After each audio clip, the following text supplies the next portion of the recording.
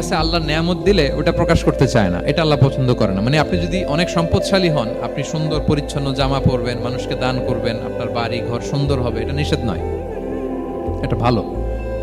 আপনি আল্লাহর দেয়া নেয়ামত ব্যবহার করতে পারবেন এবং বলতেও পারবেন, কিন্তু শুকরান লা ফখরান, শুকরিয়া স্বরূপ বলবেন, ফখর করে অহংকার করে না। বলতে পারেন আলহামদুলিল্লাহ, আল্লাহ তাআলা আমাকে 4টা ছেলে দান করেছে, 4 জন হাফেজ, আল্লাহ তাআলা আমাকে থাকার মতো একটা ঘর দিয়েছে, একটা বাড়ি দিয়েছে, একটা গাড়ি দিয়েছে, সম্মান নিয়ে সমাজে চলার মতো আল্লাহ তাআলা আমাকে দিয়েছেন। এটা যদি আপনি শুকরিয়া স্বরূপ বলেন, এটাতে সমস্যা নেই, কিন্তু অহংকার নিয়ে বলা যাবে না।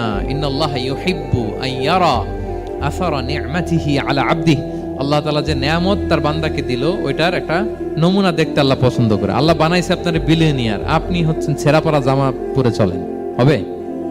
বানাইছে আল্লাহ তাআলা আপনাকে অনেক সম্পদশালী, আপনার চলা ফেরা কোনো রুচিই নাই, এটা হইলো না। আল্লাহ চায় যে তোমার যে নেয়ামত দিছে এটার একটা নমুনা তোমার মধ্যে থাক, এটাও শুকরগুজার হওয়ার একটা আলামত। তাহলে 3 নম্বর কর্মসূচি কি? ওয়া আম্মা বিনি'মাতি রাব্বিকা ফাহাদ্দিস, আল্লাহর নেয়ামতের শুকরগুজার হও, আল্লাহ তাআলা যে নেয়ামত দিয়েছে সেটা বর্ণনা করো।